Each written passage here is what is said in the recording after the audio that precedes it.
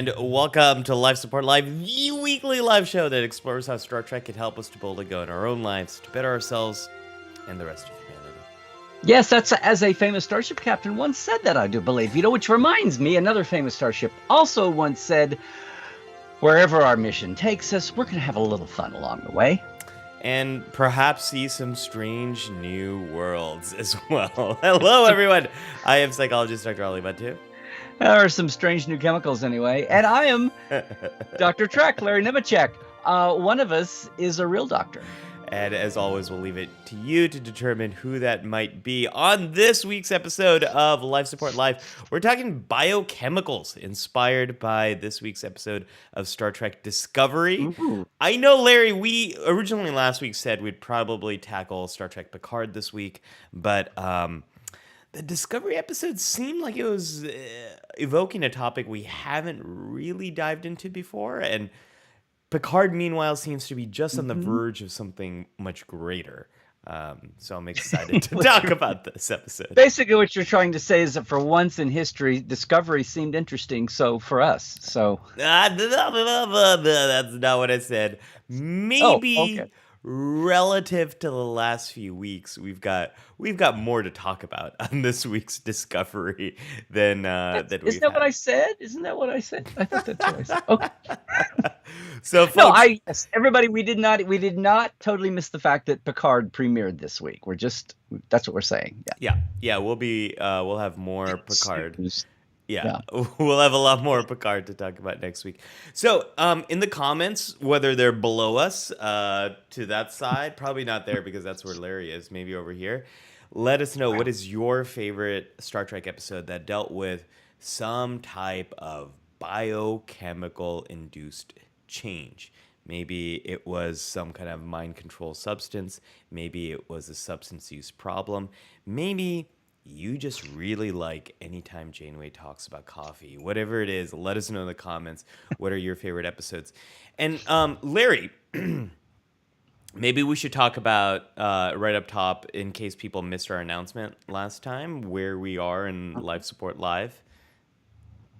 Well, I'm here in the LA area, and you're there in the Bay Area. Yes, that is true. No, this is our penultimate episode. We have one more, and thanks everybody, by the way. If you're new to Life Support Live and you found your way here, that's amazing because we are in a different time this particular week. We're in a time shifted 2 hours later and a day later, and all of the regular lifers, it's great to see everybody. But yeah, this is a special time. We've got one more episode coming at normal time, we think, next Saturday, and then we're going to end the weekly format that we've had for 2 years almost. The week after that, March 19th, will be our last weekly Life Support Live in this life as we know it. But we'll be around for specials. We'll be around for live convention panels, hopefully. But we're ending it with a big finale on March 19th, which will also be part of Virtual TrekCon 3's programming that weekend. So hopefully we'll have some new faces with us. And if all goes to plan, Ali and I will be in the same room together for that, just by luck of the calendar. Yes. In person. At Psych Show HQ, not Trekland HQ. That's right. One of these days we'll get down to Trekland HQ. It's going to happen. We may have a home base in the next year or so. So there's that happening. So, and I also want to say, too, when we say the topic today, biochemicals, we have done addiction before and touched on that. And that's one point today. And one other caveat today is, my God, guys, docs, every other Star Trek episode deals with some kind of alien chemical or mind control or whatever. So, yeah, we're talking about that, but we're talking about legitimate. I mean, yes, addiction issues are in there, but we're talking about biochemistry as part of physiology and when it's used as a plot point. And hopefully, if they had a science advisor on payroll and then they were listening to them, maybe even one where it was used intelligently, because that was certainly the case, projected science about alien biochemistry and the effects on space explorers. And that was certainly the inspiration point from Discovery this week. Yeah, and we're not gonna. Because you could have a long list of these going all over the place. So we're trying to focus in just in that area. I mean, we're not going to get into big spoilers here for anyone who hasn't seen the show, but I think it's safe to say, without really spoiling the episode, that as the Discovery crew is trying to investigate this new species, they encounter a somewhat very different and yet somewhat very familiar way of communication that is really dependent on these biochemicals. Mm. It seems to kind of mirror a little bit how our neurotransmitters work, although there's a great as Spock might say, there's a great transference of emotion and memory involved, which is not something Mhm. really that our species does. But that was sort of the If it were, we genesis. might get beyond things like, abuse and war and things. If it's negativity associated with it, maybe we would have evolved past it faster if we had evocative emotions attached to communication. But anyway, Well, and more than it. as this species shows, they've definitely evolved to it. Mhm. They see some benefit to it, and as all good Star Trek Discovery episodes end, we don't quite have all the answers, but they're promised next week. Maybe we will learn There's more two about. more season finales, so right. If not next week, then the week after. But And our comment section is already bringing up some great episodes. Thank you, folks. Keep those coming. We're gonna get to them. But as always, Larry, we tend to start with the original series, mm. and and I had there are like many to go to, but I was trying to think of some we might not have talked about so much. So yeah, I went to xenite gas in the cloud minders because it was affecting long term species evolution. mhm. Really, they had a divergent culture that it was a science fact, and it was 60s science, I know, and 60s writing, and third season writing, but still, it was a really valid point about how something as simple as they were looking at a physiological evolution, and it was a cause for prejudice and segregation in this otherwise egalitarian society, and it takes Kirk and Spock to figure out that the main resource of the planet, a byproduct, is a gas that affects the miners to where they feel they come off as being physiologically or intellectually stunted in evolution, and that it's not of the body. It's something that could be controlled if you would just alter the circumstances of the mining. So that's simplistic and all of that, but it was, I think, for drama at the time and still is, a concept that we still grapple with is how chemistry can affect, a body, a physiology that is otherwise they're identical, but you introduce certain, mood altering drugs, whatever, and it can be therapeutic or it can be addictive and destructive. But the idea that we have chemicals in the body was still kind of a right. I mean, in Yeah. real life neuroscience in the 60s, the idea that, oh, I'm going to be drugged, it's like, well, no, we're replenishing. You get eyeglasses to correct a lens, a vision problem that an individual's natural vision was not up to par. This is just a corrective lens Yeah. for the brain rather than the eyes. And that concept was something that is still taking hold, and people are still grappling with what that means, because the brain's the diciest of all organs, and so it's a dicey kind of fine-tuned thing. But we're getting there. But it's only started taking off like post World War II, right? And then 60s, 70s, 80s, we keep refining it. But I just thought that was when I was a kid. I saw that, and after I realized two or three goes around, it's like, wow, it just blew me away. Well, it makes me think about also what was happening in the time Mm-hmm. and some discussion going around about lead poisoning Mm-hmm. and what the impact there has. We know now how exposure to this substance, this chemical in your home environment can cause a lot of different problems, including um, limiting your intellectual development, limiting your ability to focus, limiting your ability to learn. There's a lot of impacts on someone's mind, and Larry, they're sort of silent impacts. You might not necessarily know you have lead in your environment, and other people might just label you as dumb or lazy or all of these kind of things. But this stuff is related. The things in our environment can have a huge impact. The substances, the materials in our environment can have a huge impact on us, and this is sort of where we need safety regulations and enforcement on those, because what tends to happen is these cheaper materials or areas where there isn't good regulation, they tend to disproportionately affect communities that have less resources. And then those communities might be labeled as being, they're lazy, they're not achieving as high, but like, what are all the things in the environment that might have contributed to that, including substances? Voila, they're not just a bunch of disruptors. They And are, not those you kind know, of not the Romulan yeah. kind. We're not No, no, no. I'm talking about the Stratos, the Ardana disruptors yeah, yeah. from cloud Yeah, miners, yeah. right? No, no, no. Perfect. It's a perfect The surface yeah. miners were labeled as disruptors because they were fighting the segregation, but they were doing it with a handicap. Yeah. Oh, wait, where have I heard that? But that's also a cautionary tale. Just our awareness of chemistry and biochemistry, Yeah. all the way, that's one thing, disproportionately affected communities who get labeled and stereotyped one way. How about all the way over to the idea that progress in the 20th century, and there has been much, but also the fact that we need to keep research and development going because we get caught with our blinders down vis-a-vis everything from the new chemistry and say everything about plastics and Oh, materials sure. and all the wonder tech.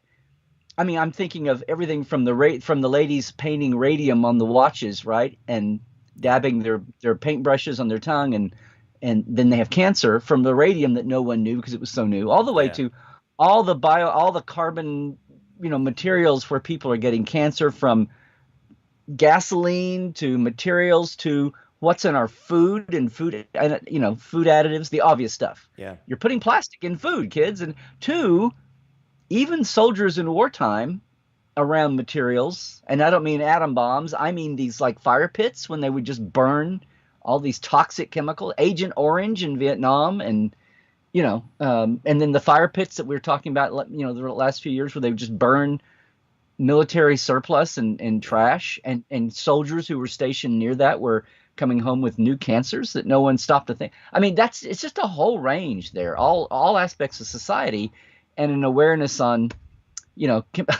I go back to The Graduate. I just always love the moment when it's about the young kid graduating. It's the '60s movies, but it's still Well, so Larry, if relevant. we're going to talk about The Graduate, we're going to have a conversation about this.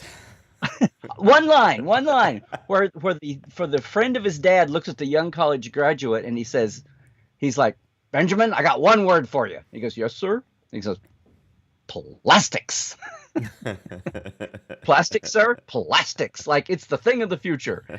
I mean, that's the mentality of the time. It was like, look at all the cool new stuff we're going to be doing, and science is wonderful.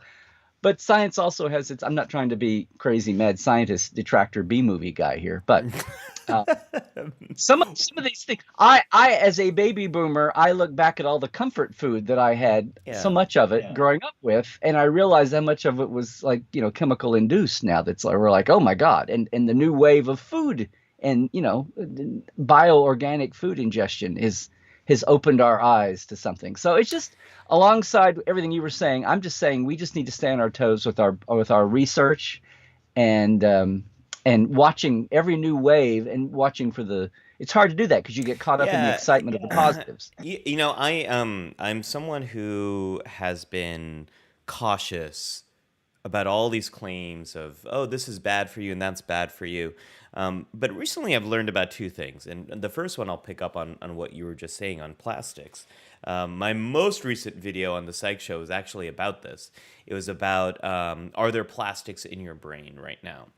And one of the things that I've learned that really shocked me is how much micro and nanoplastics humans consume accidentally, just going through about your normal life, and how those impact humans. There's a wide variety of negative impacts they have, and they've been found. We have found very small plastics. And how do they end up in different places? Well, they end up in the ocean. They end up in water.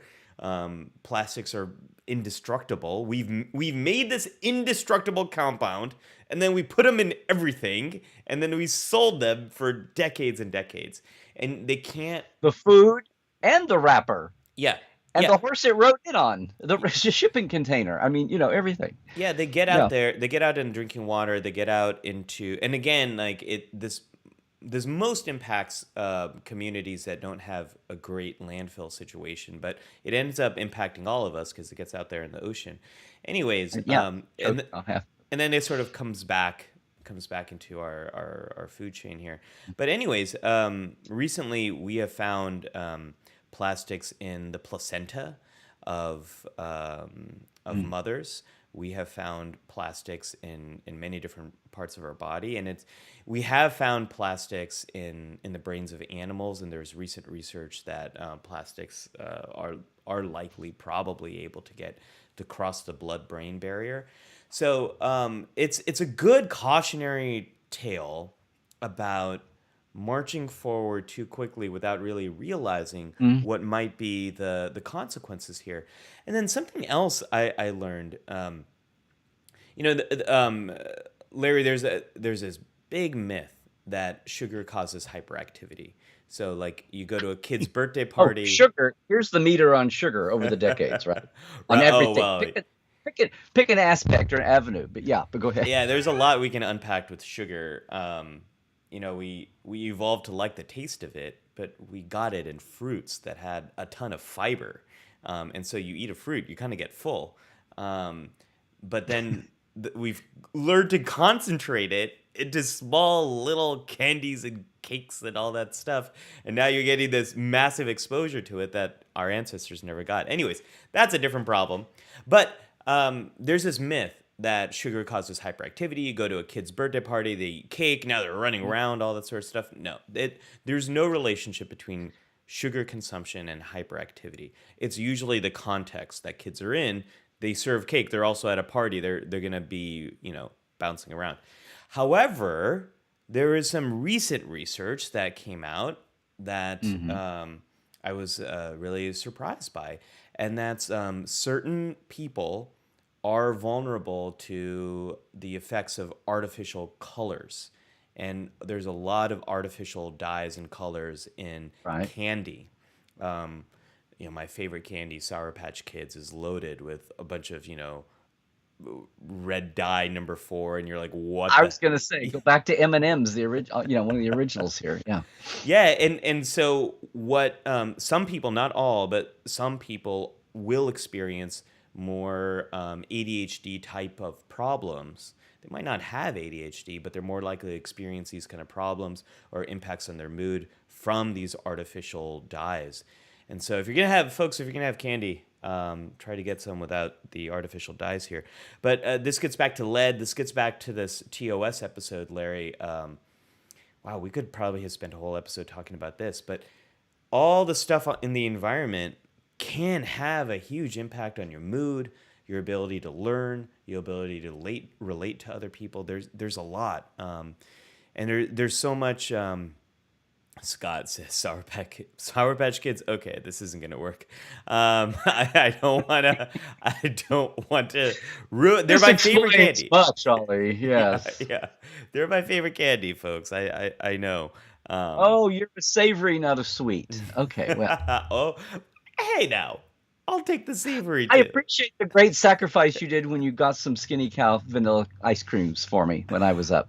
That must have been a huge sacrifice then. Okay, so Just wait till you see what I have ready for you in a couple of weeks. Um, just wait. But Larry, this is a good episode, and this reminds me of I'm jumping the timeline, but I'm jumping back because it's been a long hmm road getting from here to there, and I want to talk about Enterprise a little bit. Specifically, I want to talk about T'Pol. I think T'Pol's a character that has experienced a Hmm. lot of things, and we don't spend enough time talking about T'Pol. But I think there's an example here that kind of bridges a little bit of the stuff we're talking about, both with environmental exposure, but also then with substance use problems that can Hmm. emerge. And I want to talk about T'Pol getting addicted to Trellium D. Trillium D. Yes. Trellium D. And this was not an intentional exposure, Hmm. but it was a more of an accidental exposure. I think poor T'Pol gets a lot of accidental, not planned exposures to a lot of different problems. She should have never left the Vulcan Yeah, compound. never leave the Vulcan compound. But I think this is a good example of T'Pol gets exposed to this biochemical that does lead to a what some people will call an addiction, what some people will call a substance use problem. We're trying to get away from the term substance abuse and just getting to a substance use problem. But we see this character Because experiencing. why? Sounds judgmental or what? It sounds judgmental. Yeah, yeah. It's Like it's intentional rather than right, right. There's it just you can't fight it's the chemicals, so it's not your fault. right. It takes a lot of it adds a lot of stigma and it takes a lot of control sort of away from the person. So a substance use problem seems to more accurately describe what people are experiencing. But we definitely see that here with her. Both the shame in trying to hide this problem, trying to keep it away from everyone else until it really becomes an issue for her. The withdrawal symptoms, the drive to get more of the Trillium D. I think it pretty well matches. And then after she's aware of it and controlling it, then now she's heightened to when they come up against cases in real life, it's a threat. I mean, she's Right, aware of it, but now it's something else to contend with in daily life, even when she's on top of it. right, right. Like a gluten-free person, like, watching that. Yeah, I think that's a wow, gluten-free gluten allergies is not something I thought would come up in life support live, This but is what happens when I forget to say we need to put some guardrails around this, or we can go on like this is one that can go off in 82 different directions. no, but 47 times. if we can just sort of focus on something like that just for a moment. I've worked with a lot of folks who had either allergies or sensitivities to different things, and you end up navigating life in a very different way. The anxiety of always being on guard to make sure that you're not getting exposed to these different things. I've got a colleague who was, I know Ukraine's in the news a lot, and I have a colleague who Hmm. was from Eastern Europe, who grew up not too far away from Chernobyl. Hmm. And because of the radiation, now I know radiation's a little bit different than the topic we're talking about here, but because of all of that, she's very prone to experiencing migraines. And those migraines are very much induced from exposure to light. So there's a lot here. People who might have certain sensitivities to either biochemicals, things in food, all that sort of stuff. It's a very different way of navigating life. A lot more hypervigilance, having to be on guard than most people.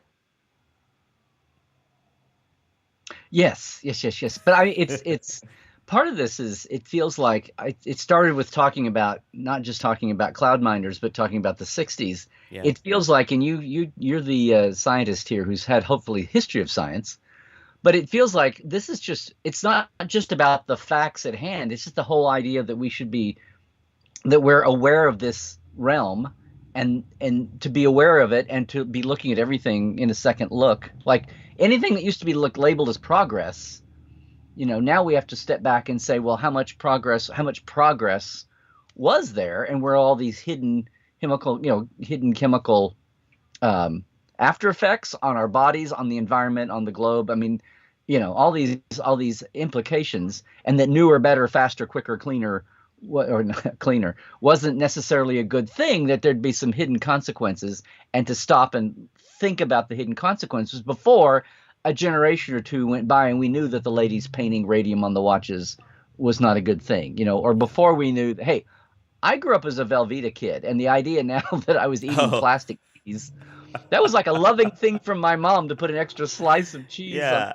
yeah, The yeah. I was in college or after college when maybe I was married. I think I was married, and Janet was like, that's not cheese, right? I'm like, Oh, what?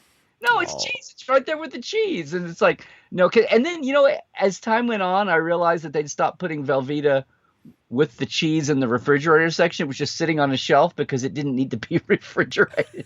It's like, oh no. Velveeta was love and it was soft and it was cheaper. Anyway, it's like that's a microcosm moment of the process. It's like it's not only that we have to watch for specific details. It's like this. It's only been with us what 50, 60 years to even think about that as a concern, right? That's yeah. something to be out on the lookout for on all the ways and all some of those things I ticked off earlier. So all these like it's a reexamination of where we've been, as well as what's coming, down the pike at us now. Yeah. So it's like I think it would be, it's a growth industry. It sounds like, sadly. Yeah, that's very much is a growth industry. Larry, we've got so many great examples Yeah, coming in yeah. I'm trying to from not our let the chat get away from me. yeah, from our lovely community. Let's dive into some of I mean, these. we'd said biochemicals and we neurotransmitters and things that are Yeah. naturally occurring chemicals in the body without having externals added. And what happens when you have a naturally occurring imbalance of biochemicals, and what's your awareness of it, and what do you do about it, and how finessey are we at what stage of development that we can, you know, Yeah. that You know the what? R&D on that. Are we just going to plug somebody with an all? I've forgotten all my acronyms, but as someone who had to dive into ADHD 20, Yeah. 30 years ago when I had an instant family, uh, I know what the science was then, and I remember knowing where the science was then compared to 20 and 30 years before, Yeah. and I get a taste of where the science is now 20 years later. I Yeah. mean, and I know it's been leaps and bounds, but it's come from the Stone Age to, modern day, but it's always increasing. There's always, since the genome has been uncovered and we're doing more and more research in those directions, that there's all kinds of research going on that's ever more finessing this, but it still feels like a bottomless well of knowledge that we can never know enough about. No, absolutely. And Right? there's so much I want to say about that too. There's so much we could talk about ADHD, and maybe we will, as this episode Well, goes and on. just neuroscience on the chemical Yeah. side. Well, let me this one thing that's Yeah. probably good to say right now is I think Star what Trek uses a lot of, as that science has evolved from the Berman era on, they love to get in talk. How many times did Crusher talk about, norepinephrine and right, right. endorphins and all of those things? They love to throw real life buzzwords around, and sometimes they even got it right. Well, and I think thanks to the wonderful scientific advising that's going on now, there is more accurate brain science, psychology, psychological science, behavioral science, neuroscience that's being represented now. I think more historically, the scientific advising focused more on physics and Mm-hmm. on more of the space sciences, and maybe sometimes biology. But I think what the change we're seeing now is more representative of how much more we know, but also Right. how much more that's something the writers want to explore. So kudos to, Mm-hmm. or I should say, a kudos to to the technical scientific advising team there. Well, we have all kinds of, but just on the surface. Speaking of Okudas, Yeah. Mike and Denise, everybody, were just awarded the Lifetime Achievement Award from the Art Directors Guild this last week. I mean, it wasn't a Wow. surprise, they knew, but the ceremony was just last weekend, last night, or the night Amazing. before, Friday or Saturday night. And so, hats off to Mike and Denise and everything they've done, and their involvement along with a lot of other veterans in Picard, which I hopefully we can get to. But yeah, Yeah. a lot of the Golden Age Trek people, 6 or 8, 10 names, were brought in to work with the art department folks in different Amazing. ways. So anyway, You mentioned the Akuta, so I Yeah, wanted to no, throw I'm that. glad you mentioned that. I'm glad you mentioned Yeah, that. yeah, yeah. One Little thing, little mini K3 for you there. Okay. yeah, what I think is really interesting about everything we talk about with substances, particularly those that are used as drugs, either recreational or medicinal, the fact that they We say have therapeutic in the science world, Ollie. Yes. therapeutic or recreational, whatever the substance is, if it has an impact on us, it is quite literally unlocking something that is there, a potential that we have. You know, the way neurotransmitters work. You have the end of one neuron, you have the beginning of another neuron, and the gap in between, this space right here, that's a synapse. And so neurotransmitters are released from one neuron, they cross the synapse, go to the other one, and it's kind of a lock and key system. Certain neurotransmitters will unlock a signal basically in the next neuron.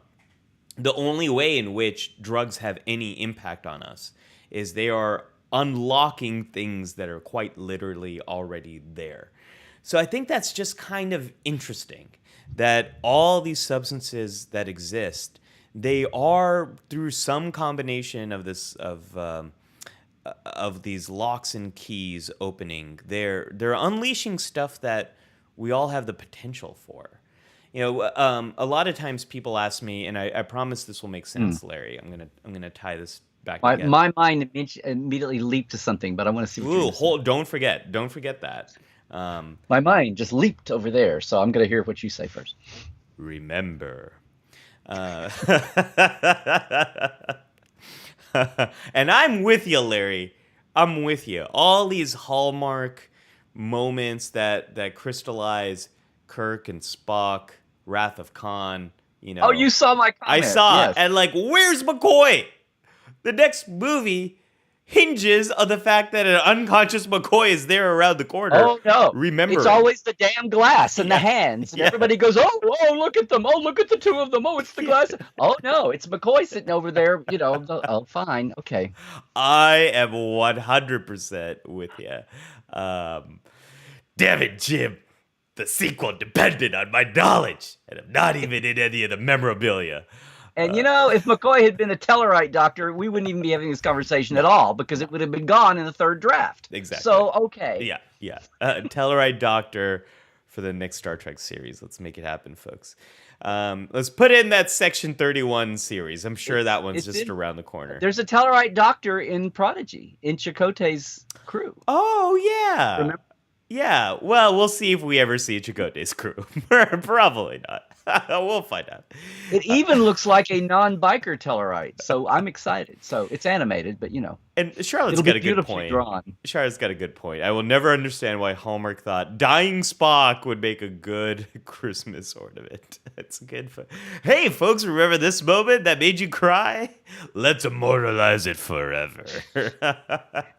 What happens is if they have a quote button, they need to have you push the button and hear Scotty say, "He's dead already." You'll flood the whole department, Jim. Gotta let you do it. Uh, uh, You were about to say something profound that made me think of something profound. yeah. So So you remember that. What I was gonna say. remember? What the heck was I gonna say? We were talking about the effect of chemicals, therapeutic and recreational, and unlocking potentials that we already had. Yeah. Oh, right. So thank you, Larry. I So actually remember where we were. I can't yeah, believe it. you Okay. helped me to remember. That sounds more like George Takei than it does Mm, Leonard yeah, Nimoy. Um, that's okay. I don't see no points on your ears, boy. Okay. there you go. I was gonna say a lot of times people have a hard time. A lot of times people have a hard time understanding how something like schizophrenia works. Where schizophrenia is this. It's just a split personality, right? Yeah, oh my gosh, how many times have I heard that? Yeah, it's not about split personality. The name, which I think is a problematic name and should be updated, it refers to a split between what's actually happening and what you're experiencing in your mind.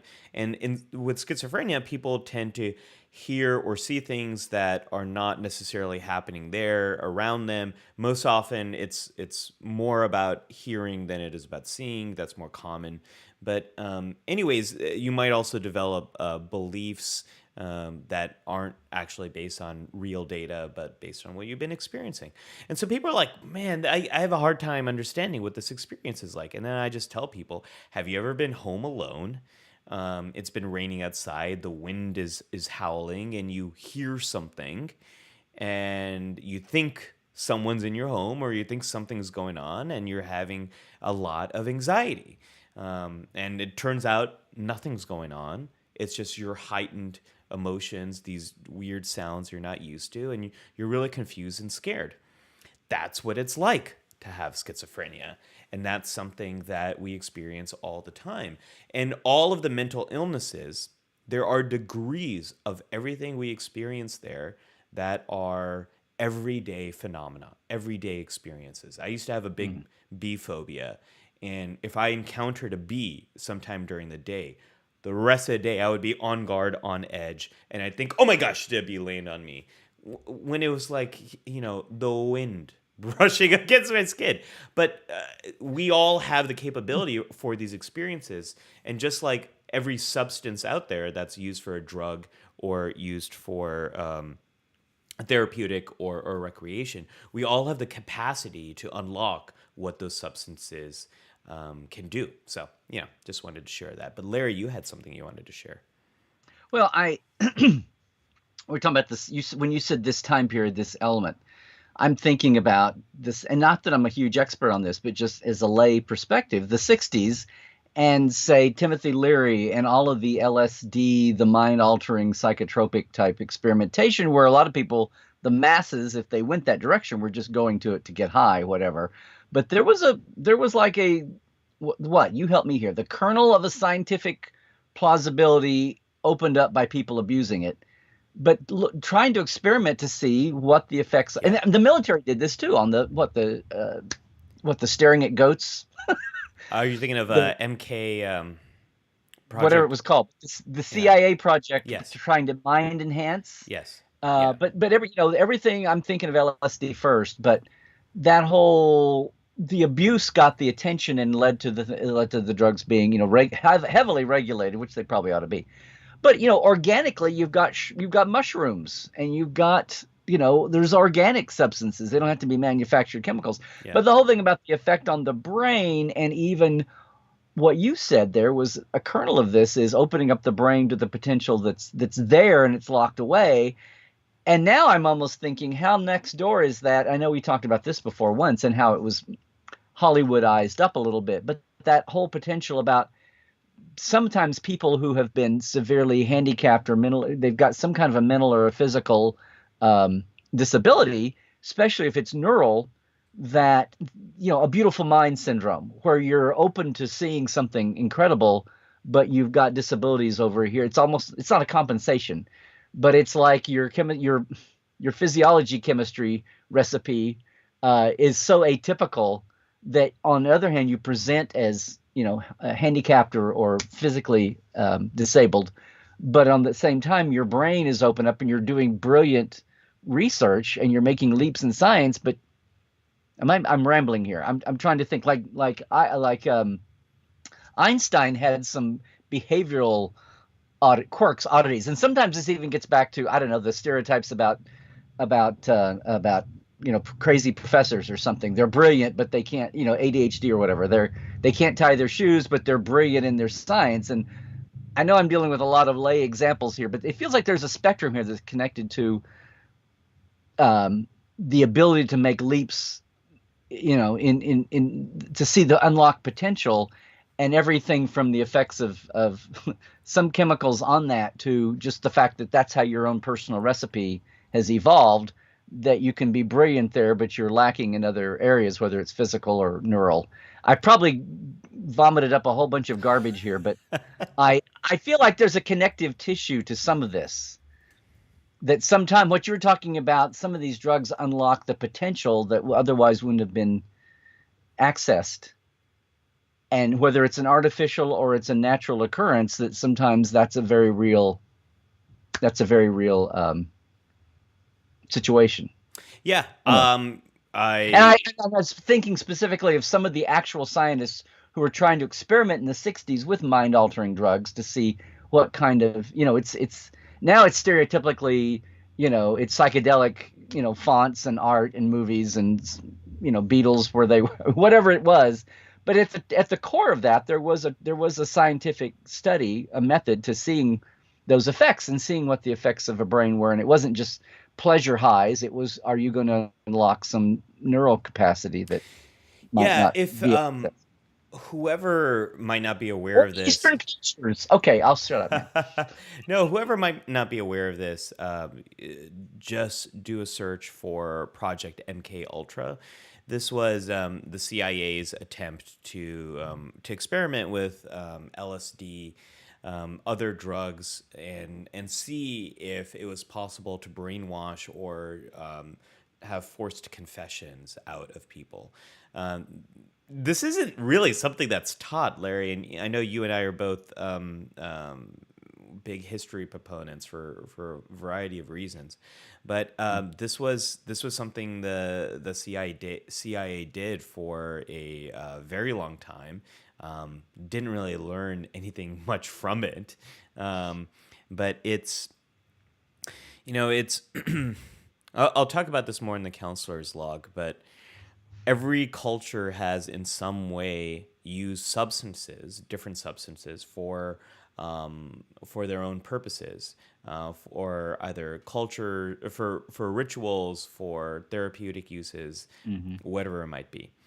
We tend to experience a lot of problems when the substance use gets removed from the way in which it's evolved to be used in that culture. I'll give you a small example. I'm drinking coffee right now. I got my big old French press. It looks way big, close to the camera. Wow. No, it's right here. Okay. Um, Well, it looks like you're ready for anything. and there's coffee in this nebula. Um, There's coffee in that podcast. there's coffee in the podcast. That's a t-shirt right there. Um, don't sue us, please. CBS, Viacom, Paramount, whatever your corporate name is now. But what I was going to say is, even with things like with coffee, different cultures have found a way to regulate its impact. What is it, the saying in Italy, Larry? No espresso after 11 a.m., something like that. Every Okay.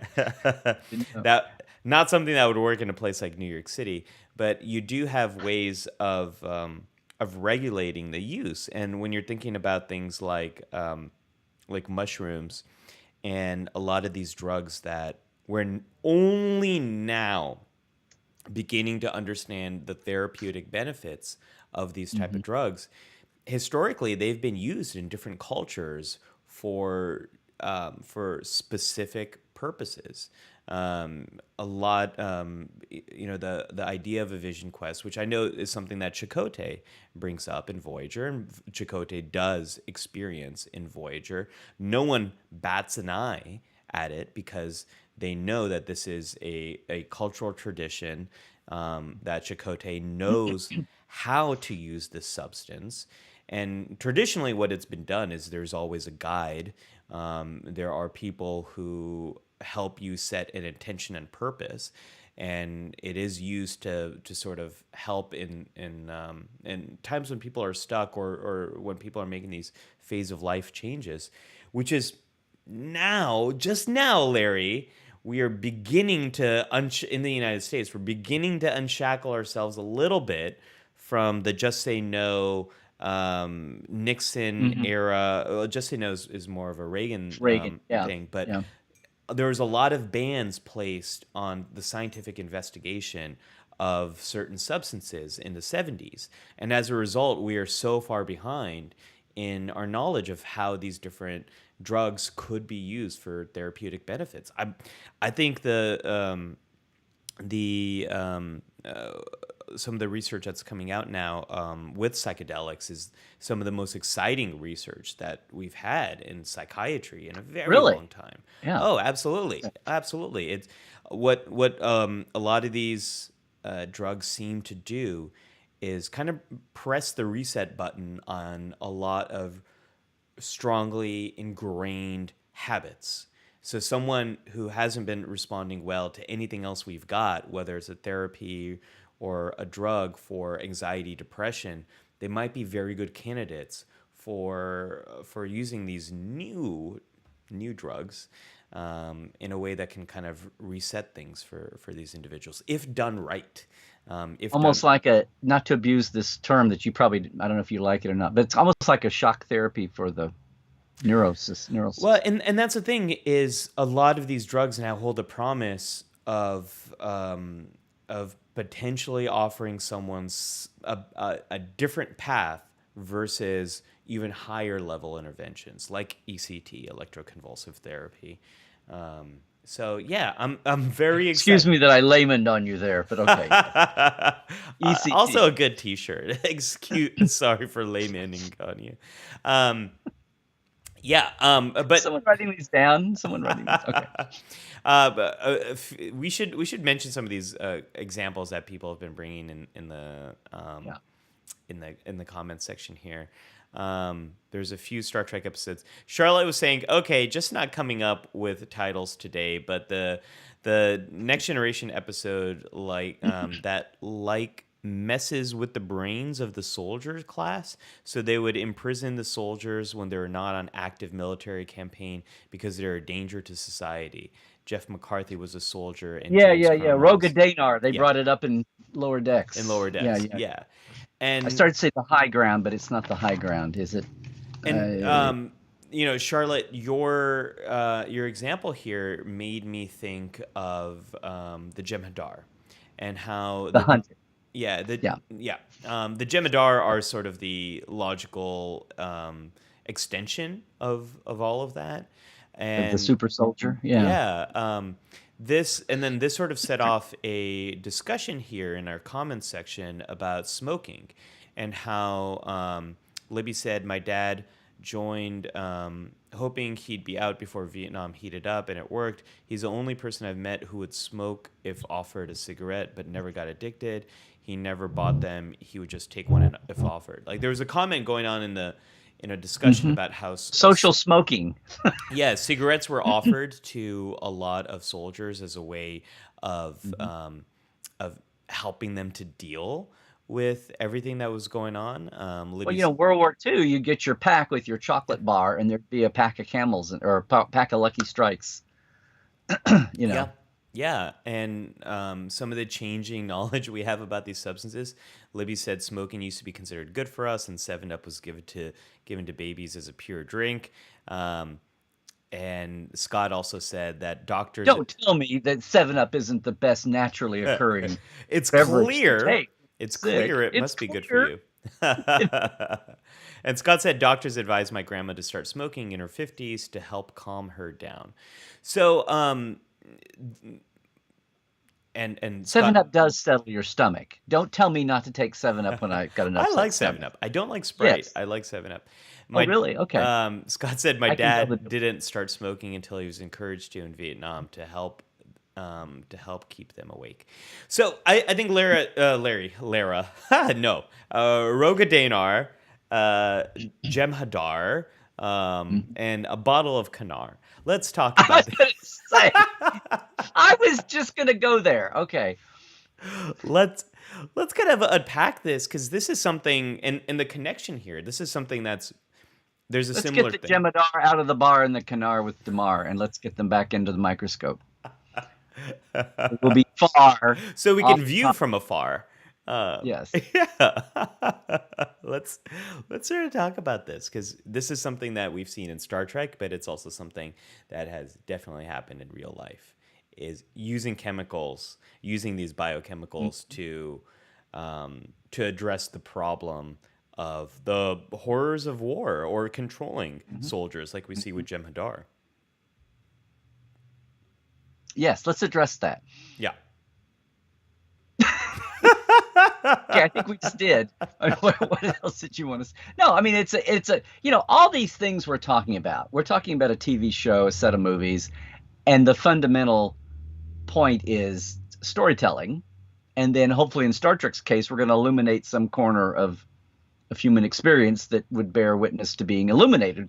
Sometimes just as an entertainment, but sometimes for the morality play and all of that. And both as a dramatic device, we're going to take characters and we're going to like do something to them, or we're going to take a new planet society and do something to it that our people have to figure out. And everything chemical, especially with the mind altering, everything from the pollen in the cave, on Archer's planet. It wound up being called Archer's planet, I think. That early, the next gen fight or flight syndrome kind of thing with the Paul and the, it's like how many you can think of, one or two episodes a season, Saru on the the illuminated planet early there on in Discovery. And I haven't learned the Discovery planet on the illuminated planet. Yes, His that's ganglions a flailing. Saru on the illuminated planet. No, yes. But I mean, it's a divide. It's on one hand, we're talking, there's the science to this, and we talk about, are they listening to the science advisors, and what's the state of our research that the science advisors can even bring to be ignored or not. There's that also, but it's also just the thing of it's a wacky thing to play with characters, right? And plots and devices and the meanings, morals, and messages of what we're doing as a storytelling. So this is a constant thread through all of Star Trek, because it's one of it's better than the transport and the holodeck that go wrong. I mean, as a springboard. So we're going to have all kinds of avenues, good and bad, of how this whole topic. Again, we kind of let it go broad this week, but some of these aspects of biochemistry that we're talking about, maybe we haven't talked about before, and some of the uses in the show. And yeah, at the time in 1989, 1990, the Hunted and Roga Danar and super soldiers who had been altered was, I don't think, was a topic that hadn't been really addressed. And then under the guise of genetically bred, churned out of the machine, the Jem'Hadar were on a mass scale. That was interesting too. But it's this whole thing about, I'm rambling again, but one thing we haven't talked about, I almost went to this one, but I know we've had it before, the simplicity of 60s attitudes and even science about psychiatry and neurochemicals, and using, it was a new thing then. And we had these, now it feels like sledgehammers, but some of those early drugs used to treat mental illness, say in the 50s and 60s, were, I say sledgehammer, not very finesse. But I always love in Whom Gods Destroy, when the whole plot of the show is they're just trying to get that little vial of medicine and it'll make everything better, Captain Garth. He's horribly disfigured by mental illness now and paranoia and schizophrenia, but this little vial will make you all better again. And it's kind of a simplistic episode anyway, but I always smile when I see that, because I think that's reflecting its time, right? It's like, absolutely. They thought in 300 years it'll all just be about taking the right pill, and right. and maybe it can be eventually, but it just seems so simplistic. But well, in some ways, I think we can say it's simplistic. I think we can also say that it's in some way optimistic. Again, given what's happening, and I do love his costume there. It's what an outfit. Rivals Khan, I think a little bit. Well, there was a high commissioner in first season that wore the blue. They just threw that Sonny and Cher robe on him. Oh, it looks great. Great use to early Sonny and Cher robe. TOS. You cannot. No series has done the use of color and costumes and backgrounds better than TOS. It holds up so well. But I was gonna say, in some ways it's simplistic. In some ways it was very optimistic. Mm-hmm. That again, looking at the '60s and looking at the experimentation, the drug culture at the time of the 60s, and this belief that if we're just beginning to experiment with drugs in this way, like what might be possible hundreds of years from now. I think, simplistic, but I also think it's kind of optimistic, this view that things are as simple as this. And they're not. but I think it was optimistic here. Larry, we gotta. I think this is an Well, I mean, interesting. real quick, to have Yeah. come from a place 200-300 years before, where when there was mental illness exhibiting to a really chronic state, where people could not live in polite society, we went from thinking they were like demon inhabited to we throw up our hands and we lock grandma in the closet, or we put her on the top floor and she's the mystery thing in the house, that's the spooky thing, to getting to an awareness. And even like you said, even if it was simplistic, but at least getting to an awareness that your body, it's like if your car is low on oil, you may top it off, but time to time it burns oil and you have to put more oil in. If that's a simplistic approach to the whole notion of biochemicals and neurochemicals and neurotransmitters and all that whole emerging science, it's like, it's just a matter of how much finesse and how much sophistication do you bring to knowing that science. But just the awareness that that's a concept versus demon possession. Yeah. Yeah. I was gonna say something about this, which was, sometimes, sometimes this is a bit of a And different. that we all can be individually, in that, Yeah. that's a spectrum that we can all. Some people never have that. Some people have deficits over time, just their DNA, just the way they have, just like we all age in different areas, or we have different deficits as we age different ways. And Yeah. my stepdaughter needed glasses when she was 18 months old. Yeah. Those kinds Yeah. of things. Yeah, cool. Yeah. So I'm going to try to tie together a few things that we've brought Oh, up here. Yeah, I'm going to attempt to. I didn't say it's going to happen. But earlier you mentioned ADHD and some of the changes in knowledge there, whom gods destroy, this idea that this pill might be able to solve these problems. And we were just talking about soldiers and Jem'Hadar, who are addicted to Ketracel White. And then also we talked about real life soldiers being given different substances to kind of help them with the horrors of war and all of that sort of stuff. So, one of the things that getting to whom gods destroy in this and the 60s idea, the simplistic but also the optimism that we would have these little things that would solve these problems.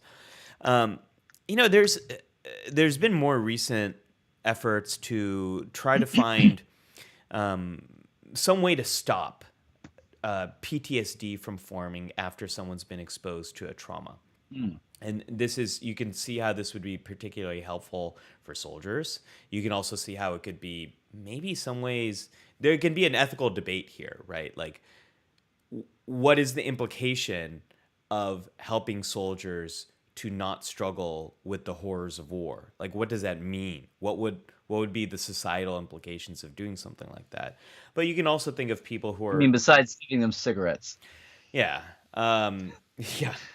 You can also think about other survivors of attacks, of torture, of assaults, and how someone who might go to the emergency room, how we might want to fix up their physical injuries, but maybe we want to give them a pill that would help them to deal with the psychological impact of this, right? So you can see how there might be a value in developing things like this. But there's also been research that some of the things, some of these effects, you can address these without using biochemicals. So Larry, if you want to get unstuck from something particularly difficult that you've experienced, spend a little bit of time playing Tetris a few hours after that incident, and it has a pretty good effect of keeping this from turning into something greater. And so what's happening there?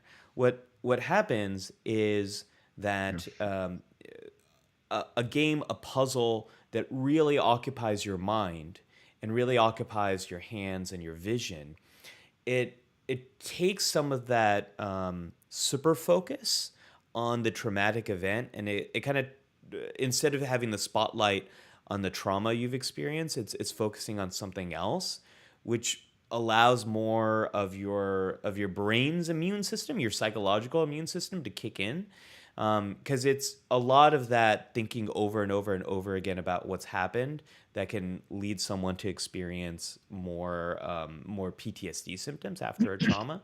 So all I'm saying here is sometimes you don't need a pill. You don't need to trigger. You don't need a substance to trigger a biochemical change. Sometimes just taking certain actions is enough. And this is where I think, Discovery has gotten better, but this is what I think is a huge failure of Star Trek in addressing mental health care. Um, you don't always need something to go inside someone to deal with their stuff. You can you can prescribe a certain holodeck mission to help them deal with their stuff, which is why I love that episode of Lower Decks. I was about to say Bride of Chaotica, but it's I always The rise of Rise of I always Vindicta. want to say, yeah. Yeah, I love that episode because it sort of gets at that idea a little bit of how you can do something that will create a biochemical change and help you with the conflict that you're dealing with. Larry, there's a great example that came up from Jarrod here. Jarrod mentioned fascination from Deep Space Nine. This is the great Well, see, episode. the cool thing here about Star Trek and sci-fi is everything we've said, we're talking about human physiology, but when you've got Aliens. what is it? Isoboramine is the neurotransmitter in trills that regulates their joining. You've got the psilocybin is the betazoid neurotransmitter that we're talking about here. The Vulcans have all the different alien species. On one hand, you can explore some of these questions and issues, but it's okay because it's aliens and we're making up their physiology as we go, as long as we're consistent. But what I'm saying, it gives the storytellers, you can explore these realms and these questions in an alien species, and it's okay because it's all made up and I think you're about to go there with the betazoids. Yeah, that's something Zahir mentioned, how interested he was in these different neurotransmitters for different species, and I think that's it's cool to see fascination from Deep Space Nine. This is the episode where Luoxana Troy shows up. She's experiencing some problems and is unlocking these latent feelings that people have towards one another. There's a lot of funny. It's like she's a little latent naked time super spreader. Right. Which you can imagine if betazoids do have this ability to they have this telepathic ability that if they are experiencing some kind of illness, this could really cause a lot of problems. And it's really cool to see something like that happen in Star Trek. We don't have a lot of those types of stories that we've seen. Mm-hmm. I don't have much more to say on that because we don't have telepaths here right now. We have, but we definitely should not hunt them to extinction. So no. Take that. There are parasites that can have mind altering abilities. There's viruses that do that. I'm not able to think of anything right now that is more similar to what happens in that episode that relates to biochemicals and substances in the way that we're thinking. But I think it's a cool episode. Yeah, and I'm thank you for the Lower Decks mention there. I did not pull images on this one because part of me was thinking this is so broad based. It's like you could go a million different places. I just wanted to kick us off, so I'm glad you brought some to the party. I'm looking here, and I'm way behind, gang. But yeah, so the clown. The clown. The thaw. Yeah. The clown the where thaw. It's funny you mentioned the clown. I knew you were talking about the thaw, but yeah. Right. Yeah. Right. But the idea that there's people and we've got some other. There was the hidden extreme measures on DS9 was another case where you've got minds linked. When we're in some kind of the equivalent of a Vulcan mind link, where you've got several in sequence. and you're not physically, it's a virtual realm and you're not physically there, but you can have a shock to the system that your body responds to it. Yeah. Talk about this is not specifically about biochemistry, but it's more on neuroscience. But what the clown was trying to do, and Zahir is saying at 12:27, saying the clown raising his victims' norepinephrine levels to the point of death by massive heart attack. But that whole idea of chemicals being, more deadlier than a phaser, because of what the shock to the system, the body system, can be. And smart writers using that as a plot point at times. Yeah, with our wacky sci-fi, we're going to join our minds kind of situation. Well, I think this is really interesting because this gets to something you were just talking about a moment ago, Larry. That I think I've talked about 47 million things this time. So. Well, some aliens probably have the same neurotransmitters, those same locks and keys I talked about between the synapse, and some have different ones. And the clown is sort of, or the thaw here. This episode sort of demonstrates that maybe norepinephrine is something that is more universal to a wide variety of species. If they have it in the Delta Quadrant. I thought you were trying to draw some kind of comparison there with the split screen, but okay. No. It's like, okay. No, don't worry about that. But this kind of makes me think of something Nathaniel said. I wonder if the chemicals in the walls of the ubiquitous cave set affected Ducat and Waltz. So that's an angle in Waltz that I have not considered. And then someone else asked why wouldn't it affect Cisco?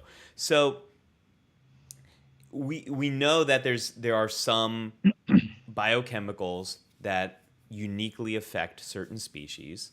Mm-hmm. We also know that there's some that uniquely affect that don't uniquely affect, that they seem to affect everyone. And I've got a canonical explanation for this, given what we know from The Chase, given what we know that a lot of these species are related. It makes sense that there would be some substances that everyone is impacted by, and there are probably some that are unique to the evolution of that species on the planet that they exist, and the climate that they're in. So you're saying it's about more than foreheads. And ears and nose. And ears. Yeah. And bipedalism. Okay. Just a wee bit more. Well, it's Trillium D affected Vulcans, but not humans. Yeah, exactly. I think that Trillium D. And then we go back to our source discovery. They make a point of saying who was on the away team there. It was 3 humans and a Kelpian. Yeah. And somebody, I think it's Michael, makes the leap about when they're in their little logic puzzle about what's going on, and they know, Doctor, they reasoned it out that it affected Kelpians are pretty dissimilar in physiology from humans, and yet. I love how they kept calling them hydrocarbons, because hydrocarbons is like, it's a thing in gas that's killing us all. So, no, it's actually just a little scientific term of what it is. We've adapted that. But when they're talking about the hydrocarbons of the planet, giving them their mood alterations, it was affecting 2 widely disparate species. So it must be kind of a universal. Yep. Yeah. Speaking of things that are very deadly, let's talk about those bioneural gel packs. Charlotte says, of course, there's all the issues that they run into on Voyager with the biogel packs the ship needs to run on. First, we get the cheese to sickbay, and later the macrovirus. So the cheese, I never thought we'd be talking about this, but I think that is an example here, Larry, of biochemicals. Neelix's cheese infecting the ship, the fermentation and all of that sort of happened. I remember that line came by and I didn't hear about it in advance, and it aired on screen and I was like, oh look, Voyager's trying to be funny. Oh, how cute. Yeah. Baby Show is trying to be funny. Yeah. Yeah. Oh, you got it. I've got it. How could I forget the Get the cheese to Putting your extra Sunday. day to use. Yay. By the way, I was babysitting granddaughter for 2 days, everybody. So be on the lookout for another video with Cadet Alice. Oh, So yeah, about Prodigy. So anyway, yay. I do love yay. updates from the cadet. Um, so I think that's one of the problems here, Larry, is if you are introducing any type of biochemical processes to your mechanical ship, you are opening yourself up to the same problems that you might see elsewhere. Hmm. Yes. I'm reaching here to try to make something out of I'm that just trying to keep cheese. up with well, I feel like I feel like we have touched on so many. Usually, I try to guard against this, but I feel like we've touched on so many realms here. I'm curious to see what the chat's doing, and I'm way behind reading everybody's comments. So Well, apologies, yeah, everybody. let me fire some I'm like an up. hour behind in the chat, but Let me fire some up. And Nathaniel also mentioned the quickening, the disease inflicted by the Dominion that follows people throughout their lives. yes. Yeah, I think that's a great example here. Scott mentions symbiosis. Hmm. Larry, I know this episode, but I'm having a hard Has time. nothing to do with trills. No, this is the episode early. This is first season TNG. The Ornarans, the two planets, one enslaves the other one with addiction. They don't know that really yet. They think they're sick and they need the treatment, but the treatment is actually what's keeping them addicted. But it's Merritt Buttrick's Right. Judson Scott and Merritt Right. Buttrick, who were both in Star Trek. It was kind of like the Wrath of Khan reunion. It was one of the last things that Merritt Buttrick did before he died. Yeah.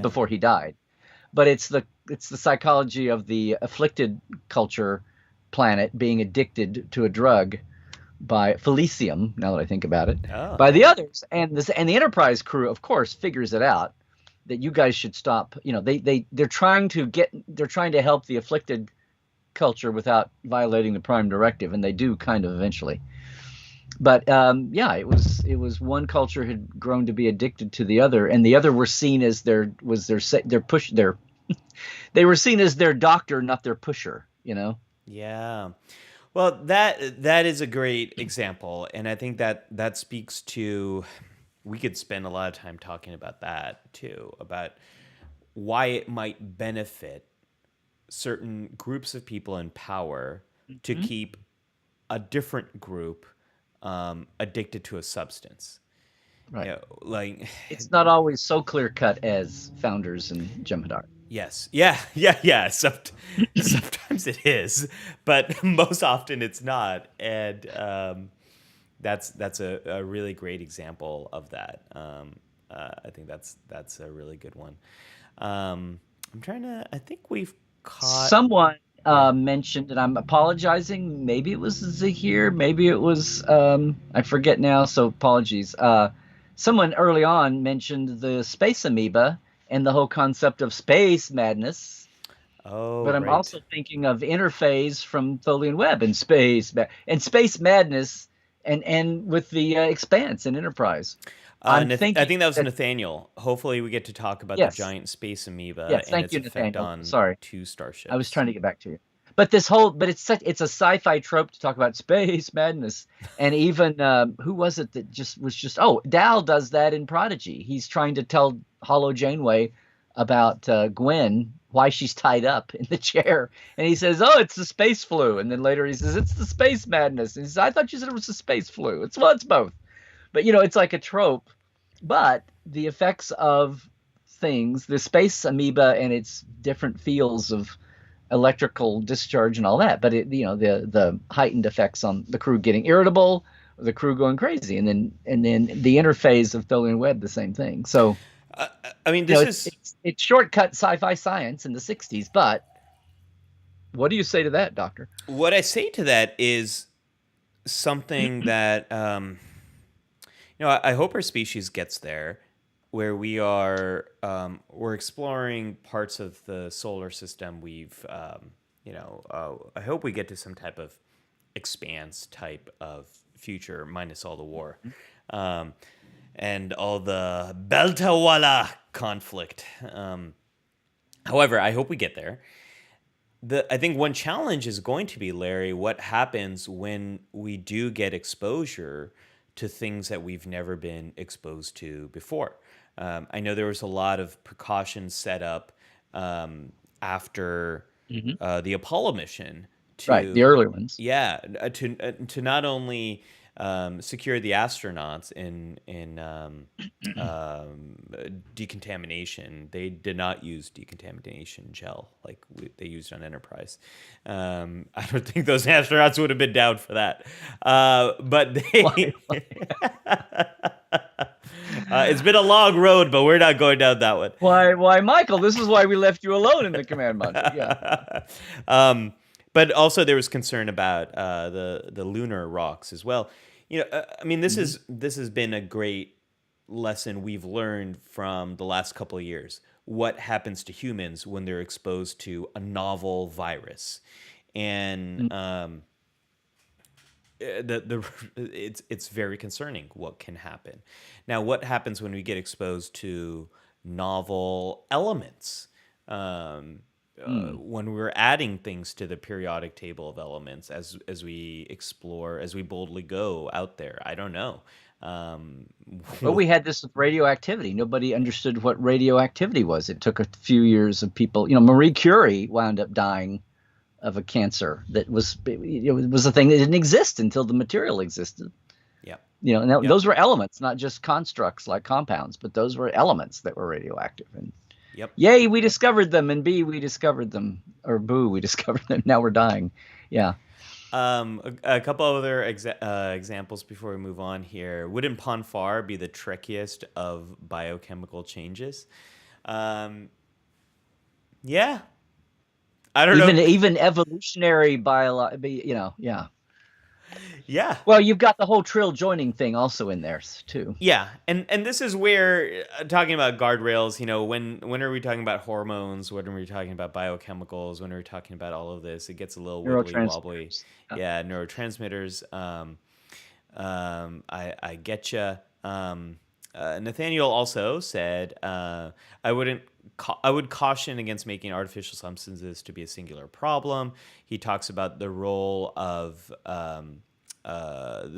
infant formula and how that's been helpful in different parts of the world at different times. Absolutely. I don't want to tell people that like all organic, nothing like that. We've been engineering our food. We've been engineering our drugs for a long time, and a lot of that has been great. There's just sometimes like those artificial the coloring that areas where there hasn't been, and that's really right. We're caught with our blinders up. We just don't. Yeah. Like Larry, there just hasn't really been a ton of research into the effects of artificial dyes until recently. The results that have come out are not great. And now there are efforts to ban their uses so that, the most vulnerable kids are not getting exposed to this stuff. I think that gets to what we're talking about with plastics as well earlier.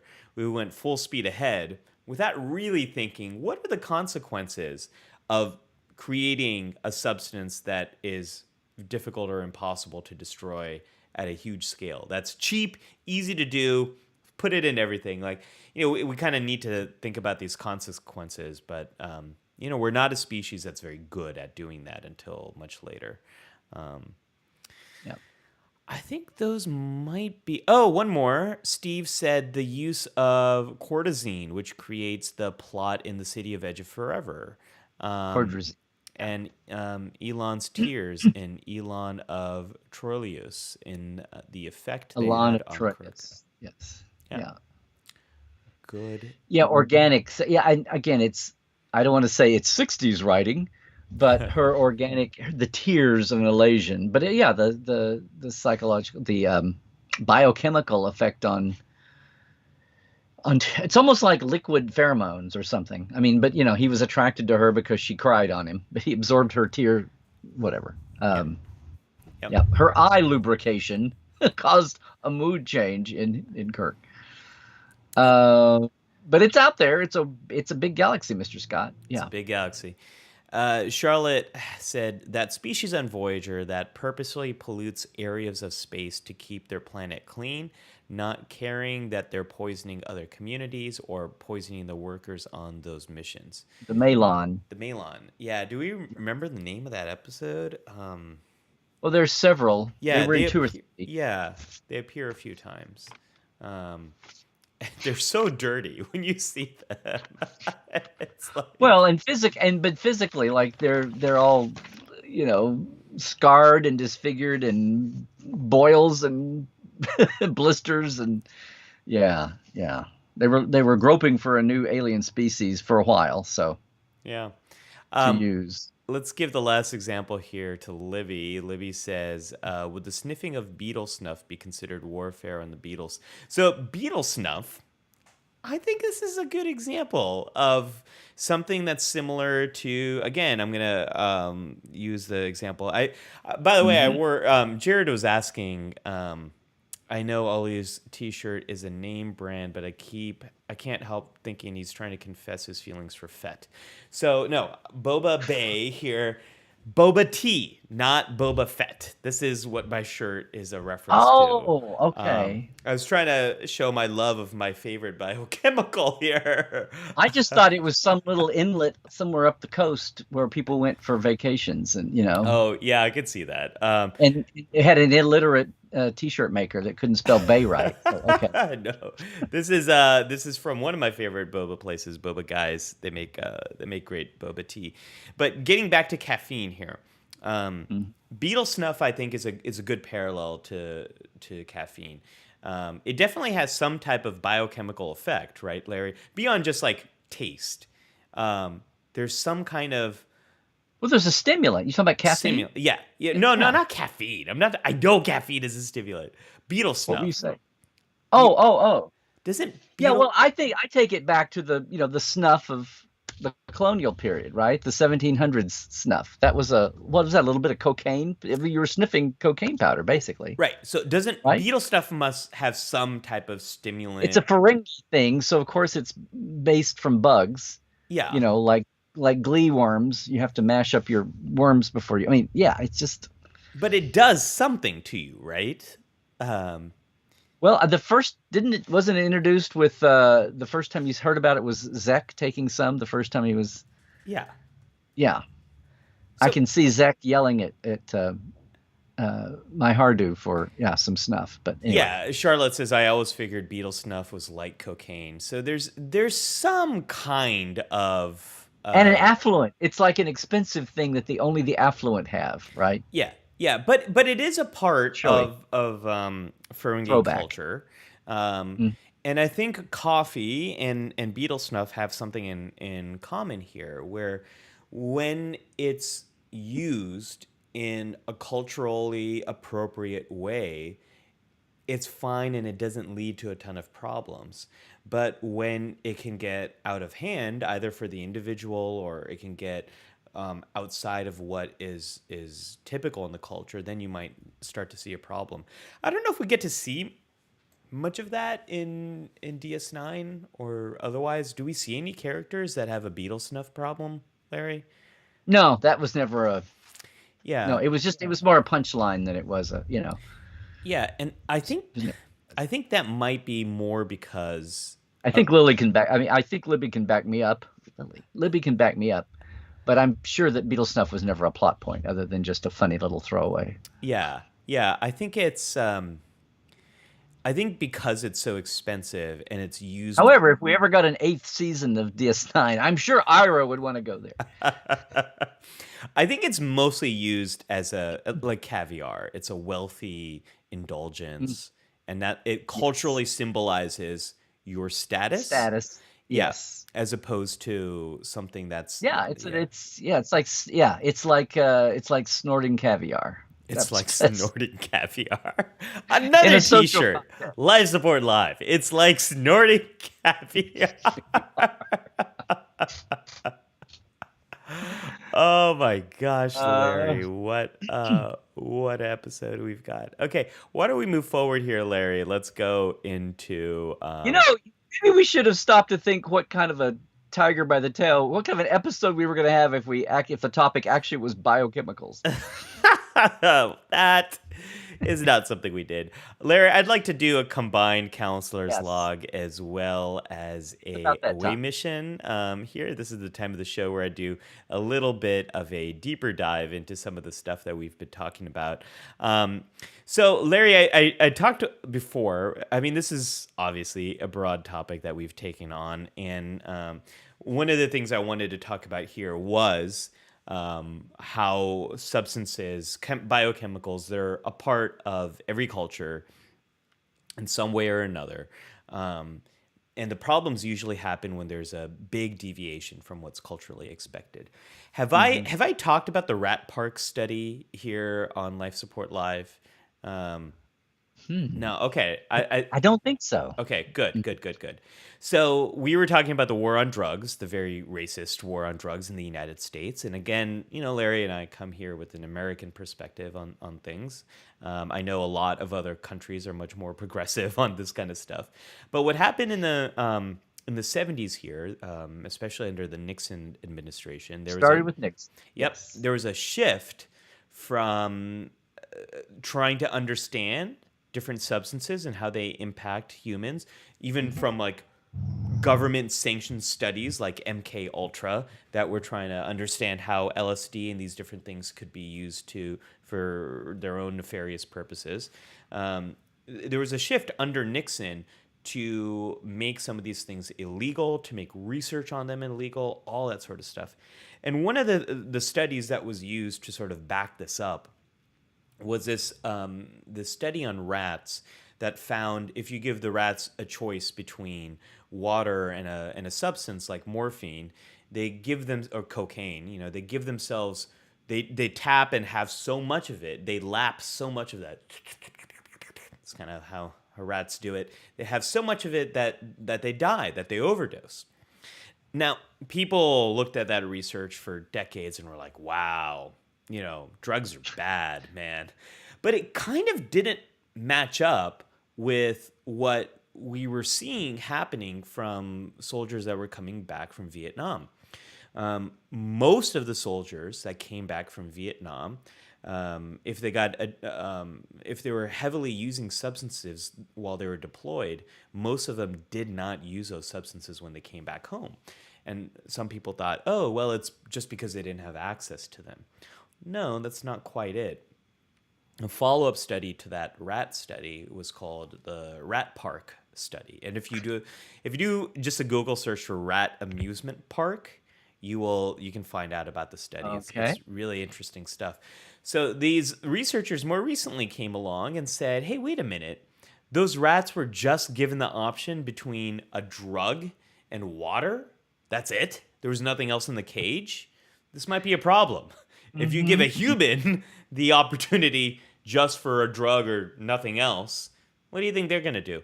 So they created like a rat Disneyland where they could socialize, they could exercise, they could do mazes, they could have a ton of fun. And there was exposure to a drug there that they could have, but they could also do all these other sort of things. And what they found Did they is have fast passes? they had fast passes. Yeah, absolutely. So you didn't have to wait in line. Totally. Right. For the Um, drug or the water. Yeah. Fast pass is gone now. Now it's called Genie Plus is the new system. It's all on your phone. Yeah, I know. And you got to pay for it. Yeah. Okay, so this is like hang on to all your. So now your fast pass tickets are like the old original like e-tickets from the early days. They're like collector's items now. Okay, Yeah, they good to are. know. Yeah. Thanks, Save all. those fast passes if you have them. So what they found is when the rats were in this amusement park, they really didn't they didn't develop any substance use problems, and this has clear implications for a lot Wow, of human stuff. That wow. think of people who are having When, some. can I ask you when that was done? I think that was the 90s. The Rat Park stuff. I think it was the Okay, 90s. Yeah. figured. So I bring this up for a couple of reasons. One is knowing what we know now about substance use and substance use problems. There's probably something going on is a pretty good explanation for what might be leading to the substance use problem. There might be something going on in that person's life or in their environment that's missing. And this has been the great thing I've learned about substance use. Like Larry. traditional mental health care, Yes. Yes, absolutely. counseling. This is Yeah. it keeps coming back to this for me is we are wired for connection, and if we don't get enough of this from people, from our work, from our environment, from our friends, we will get it in some type of biochemical or some type of experience. So the counselor's log, that was the counselor's log. The away mission part of this is if you're ever talking to someone else or dealing with this yourself and you're wondering like, why am I using coffee to the degree I am, or alcohol, or this substance or that substance? Like, ask the person, like, what's it doing for you? What do you like about it? What do you like about smoking? What do you like less about it? Like, trying to understand both of these things, this comes from something called motivational interviewing, where it's not about judging someone like you need to stop doing this, like look at all the ways it's impacting your life. No, stop, don't do that. Ask them, what is this doing for you? You might learn that the cigarette use, it started maybe because it was a social thing, and now it's the only time in the day where the person gets a break. They get to socialize with other people. They get outside. It's doing all these other things that are kind of missing in the person's life. Same thing with coffee. Maybe this person has really high demands on their life or the things that they have to output. They're having a lot of sleep problems, and coffee is being used as a way to kind of deal with this. So think about the rat park. Think about, like, what is this doing for you? And have the conversation focused on that. And if it's with yourself, you can write that down. One column. What are things I like about my, substance use? What are things I like less about it? And The old pros and cons therapy. yeah, thing. yeah. Don't judge it. There's just like a rat in a cage. You might feel like you don't have any other options, and that's kind of what happens. So we want to build a life that kind of better captures all that sort of stuff. Yeah. I was just thinking, didn't there used to be a rat amusement park at Boba Bay? Oh, wait, that's It's like, what are you talking about? Larry, what I'm in the mood for is a little K3 factor here. Larry, what do you got for us this week? well, this is my corner of the show when we talk about our theme today, but behind the scenes in Star Trek, because that's what we do, everything in Trekland and Portal 47, especially. But I was trying to think of a behind the scenes, I'm sure that I could call on many, because we talk about biochemicals, and we're talking about neurotransmitters and the effects of chemicals, organic and artificial, on people's bodies and lives and thinking patterns and all of that. I'm sure there are multitudes. It's Hollywood after all. And I know that, I thought once, but I think we did addiction very early on. Yep. And we kind of got off Rafi on was the one we were kind of talking about. Yes. Yeah. And chemicals. And I brought up the case of Gene Kuhn, who back in the 60s, before we were talking pre-Nixon, was using speed, not as an addictive substance so much, but just to keep, like a truck driver with the no-dose pills. And Gene Kuhn could crank out those scripts in 3, 4, 5 days in the original series, the total antithesis to, Gene Roddenberry and Bob Justman. I have to go stand on Gene's desk to get him to finish a script, before, to focus him. But Gene Kuhn was the antithesis of that, thank goodness, and could get them back on time. Back on schedule. But we've talked about that. And, we could even talk about, sadly, the long-term effect of old Hollywood drinking, and then all the new social, we talked about social status and newness, what cocaine was in Hollywood in the 80s. And even his late life use of cocaine on top of all the years of, Hollywooding on Gene himself and his neural decline, having strokes and all that. But we've covered that, and those are kind of out there. So there's another one I want to talk to, and I'm trying not to just go to addiction, but also look at just chemicals here. And someone who talked about it and came around was Grace Lee Whitney. So I've got I've got a picture there, and dear Grace, we lost her a few years ago. But a lot of people think about her book she wrote, and she talks about her alcoholism in the great AA tradition, and she kind of couches it in those terms. And she came up in the 50s, 60s, 70s. She was a showgirl, and she Grace, and we talk about the sexism of Star Trek with the miniskirts. Well, aside from the miniskirt being an act of rebellion for about 5 minutes in the 60s, like those fashion designers aren't going to tell us what to do. The short skirts you had Nichelle and you had Grace Lee, they were actually wanting a short skirt to show off their legs and to show up. Nobody was thinking this isn't very practical on a landing party. And nobody, the sexism came back in the 70s after it was established, and they got away from it, and we went through 3 or 4 social cycles. But in that era, in that time, and if you go, I think, did I send you another one of Grace Lee from a movie? Well, you sent this one. Okay, that's kind of the Grace Lee we kind of remember the latter part of her life. After she had gotten clean and sober, she wrote her book. She talked about all this, her journey. And we'd kind of think, oh, yeah, and she got over alcohol, or she was recovering alcoholism. Her son is out there now kind of speaking on her behalf and is there to speak for her now that she's passed. But it's just, didn't I send you another one also of the other one I have is the Star Trek image. Oh, okay. I thought I sent you one of her and Shirley MacLaine together. Okay, no, but I guess not. Well, a lot of people may know that Grace Lee and her, she was a budding actress trying to build her career. She was trying to move beyond just being a starlet, in her early days. And she was glamorous. She was beautiful. She had a great figure. She had showgirl legs, all of that. And she was trying to get into more serious parts. And she was famously in the all-girl band in Some Like It Hot, right, with Marilyn Monroe and Jack Lemmon. And she's in the back. You can see her in that movie. She had a lot of roles. She was building her career. One of the other ones that I'd forgotten about, and I thought I sent it to you, Shirley MacLaine there was a movie called Irma la Douce, or Irma la Douce. I've never heard it pronounced. Basically, the soft-hearted prostitute kind of a thing. There we go. Yay.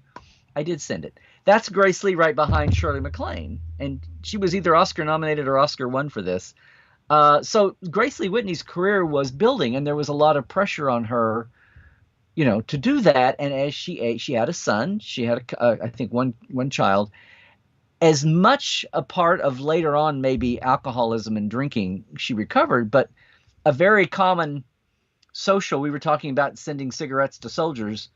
Her agent, her manager, the studios, the casting agents encouraged, again, women actresses, especially in the 50s and 60s, to do things like diet pills. They had stimulants in them. And a lot of her early, after several years of that pressure to keep her weight down and keep her, showgirl figure and all of that, as she aged a little bit and was coming up on, she was in her early 30s when she was Yeoman Rand by 65. And that stress and that pressure. And she was actually going to be the third build. It was actually, if you see those early PR shots, it was Shatner as Kirk and Spock, and then Grace Lee. It was like she was the third tier person. And so they've got a woman in the top, it made sense in a lot of ways. But her decline and being written out and all that, famously from her substance abuse. In her book, she talks about actually being sexually assaulted by a Desilu studio executive, and came about the same time she was let go. But part of her story in there, and I don't think she even acknowledges, not out of shame or anything, but I just think it's that social stigma of even paying attention to it, was before drinking, was some of these everyday chemicals, over-the-counter drugs she took for diet control and for stimulants, and just at a time when people did that. And you will still hear models talk today about, and some of the young kids will talk about smoking and vaping to keep their weight down. Yeah. I mean, we still are living with that kind of thing, but that's an example of both her and her body and her, reaction to it, but also what society was doing in a wrong-headed, that's the industry we're into body image now and treatment of women and treatment of groups and all that, and hopefully we've come a long way toward this. But it's just I was just trying to get into the whole caustic stew of what's going on. Sometimes it's not so clean cut as, oh, I drank, and oh, I went to AA and it was a long journey, but I'm in recovery, and there's a lot going on there in what we do to our bodies, and even at the time when something is as accepted as some of the little over-the-counter things like diet pills that you could do, and she got to a point where that was a big part of her, I think, addiction biochemistry before she ever hit off. I think it's great. It's a great thing to share for a variety of reasons. One is I don't think most people know this part of Grace Lee Whitney's story, so thank you for sharing that, Larry.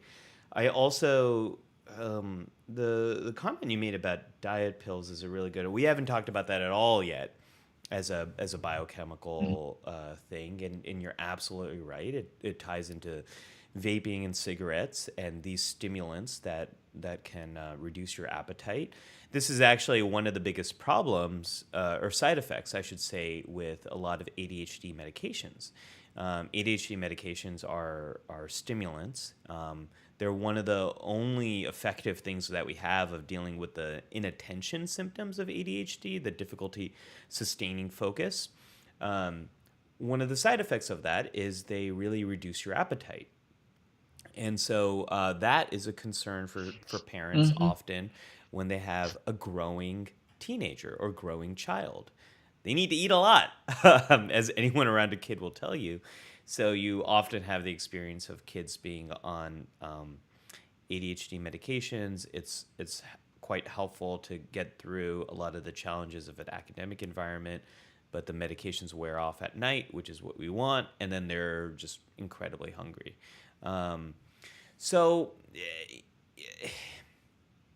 it's this larger thing that we don't really talk about, Larry, is all the stuff that we're doing to us that's sort of altering our experience, whether it's spending half the day being under the influence of caffeine, or half the day being under the influence of focusing everything on a mobile device. Right, and requiring more than our finger dexterity. Yeah, and I mean, how social media can trigger some of the same feelings of social connection, but it's not quite the same, and it introduces all sorts of other problems. We don't really talk a lot about this, about what are we doing culturally to alter our consciousness on a regular basis. Our evolution. Okay, so let's for pros and cons. For pros and cons, there's good and bad here. We should just talk about this. Well, as long as we have just awareness, just know how to pick and choose, and not be a deer in the headlights about some of these aspects. Yeah, I think Charlotte was talking about how she's and a lot of what we're talking now about social media, about Facebook and the algorithms and Google and the negativity that the algorithm magnet that tends to bring you more negative than positive, and that's a whole field, and what that's rewiring our brains, and the easy thing is the layer of teenagers and body image, or social acceptability, and it's easier to bully people online than it was even in life, and all those negativity and the silent killer things that we're trying to get a grapple, just affecting society and political discourse and social discourse of the downsides that the algorithm monster even the makers didn't realize was going to happen. Even Teller and Oppenheimer knew the atom bomb was going to be dangerous. Yeah, things that it takes a while to really reassess the repercussions and the things that the makers had no idea. And that goes true for people who've had good intentions on, making drugs and pharmaceuticals. Well, yeah, we haven't talked about the opioid crisis in this episode. That's a whole nother topic.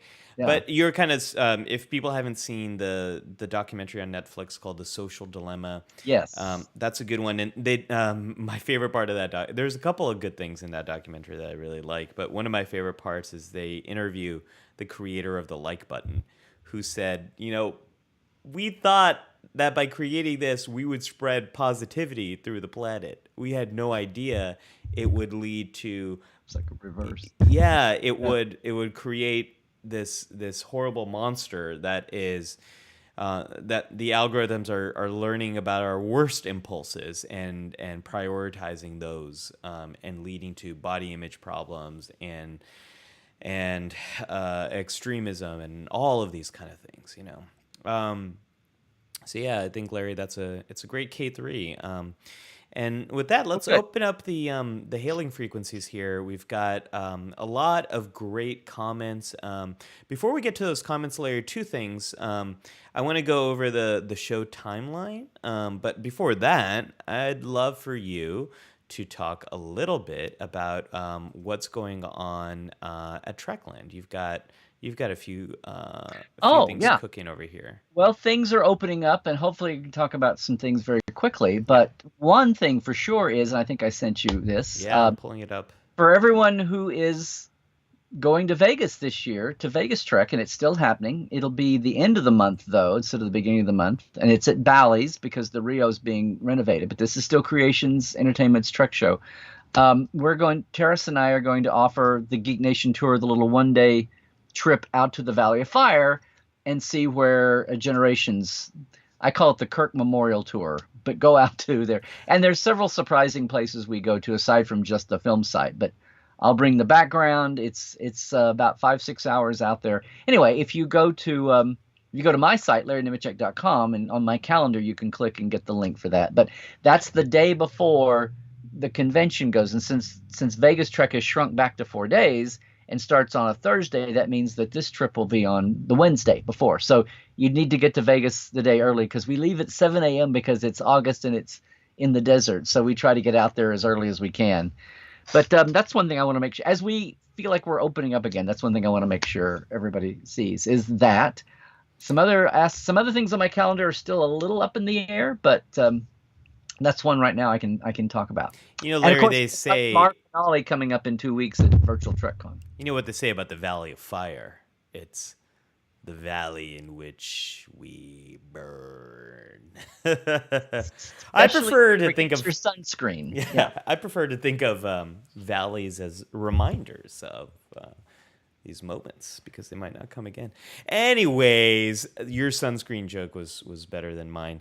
So we got that coming up, and as we mentioned, Of course, every week 1:00 Tuesdays on Trekland Tuesdays Live, and the Trek Files from Roddenberry coming. Yep. Yeah, and so before we and I just had my first couple start to book a tour, Trekland Day Tour. So everybody, TreklandTreks.com. I don't have the ad up, but everybody's got an opening up mentality. Hopefully, we don't have any more surprises. So if you're thinking about coming to LA and want to do a day tour of Trek film sites, just a single day tour, check my site out and you can find out information about doing that as we think about getting back to normal, hopefully smart normal, right? Yeah. And I also want to remind people of our schedule. So we're back to our normal time next week, which is Saturday, 10 a.m. Pacific. Yeah, I promise. 1 p.m. Eastern. We'll be talking Picard next week, and the week after that is our grand finale of the weekly format of Life Support Live. So with that, let's open up our hailing frequencies. And Charlotte asked a great question. She just asked. We're still entertaining ideas for what that grand finale will be. Please, folks. We want to make this a fun celebration that we don't know what is going to be yet. But please, give us your recommendations, give us your thoughts, give us your requests. Here and on the Facebook page. Yeah. Charlotte had a great question here. I feel like we've been talking mostly about the bad influences of biochemicals. What about the good? Like when your brain doesn't make enough serotonin, store-bought's okay. Yeah.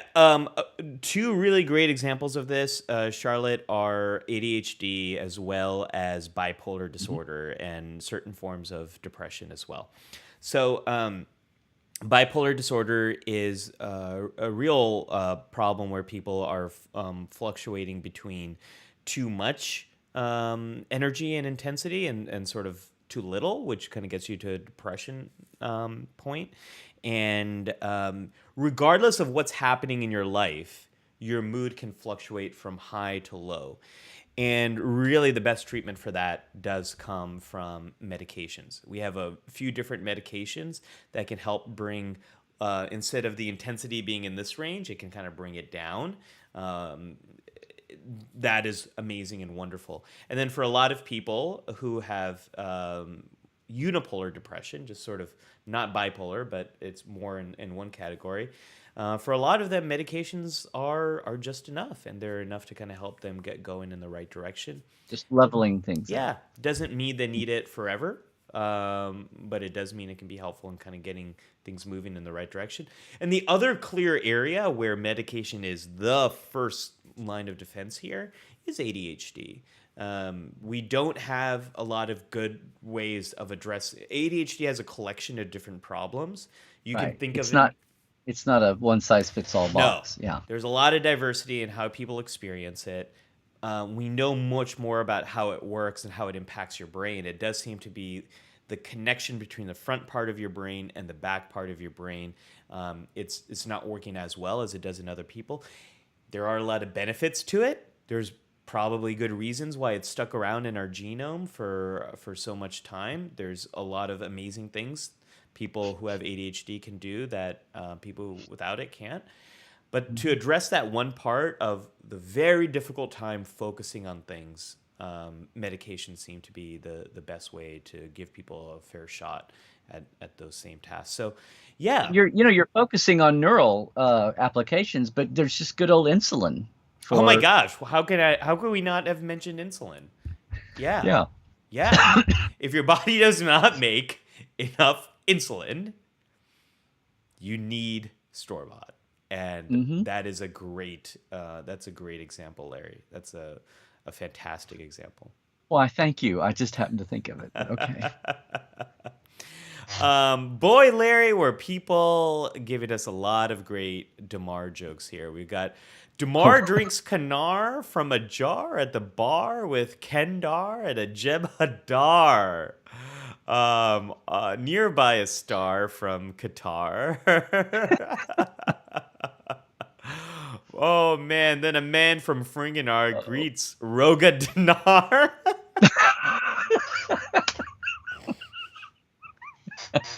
My. I feel like I need to the next time I have a conversation with Mike McMahon, I feel like we have to introduce this. Yeah. Yeah. We need to canonize this. That would be. We need the Damar. Yeah, we need to have it on a T-shirt. We need to have like the longest Damar Kanar. Oh yeah. On online on a T-shirt. Oh my somewhere. gosh, I would love that. Well, that's the thing.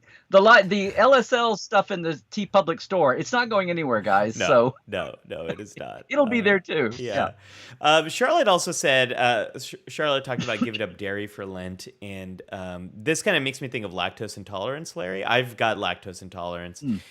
Most humans, as they age, are less effective at breaking down lactase.